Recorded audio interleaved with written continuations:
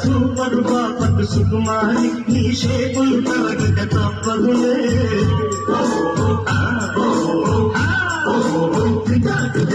కాగరకాయల కమలాక్షి ఈ చేదుకు పల్లవి అమరుచియే